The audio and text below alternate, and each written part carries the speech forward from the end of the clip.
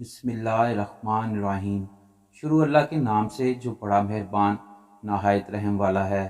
السلام علیکم۔ حضرت ضحاک رضی اللہ تعالیٰ عنہ فرماتے ہیں کہ مدینہ میں ایک عورت تھی جو عورتوں کے ختنے کرتی تھی۔ اس کا نام عطیہ تھا۔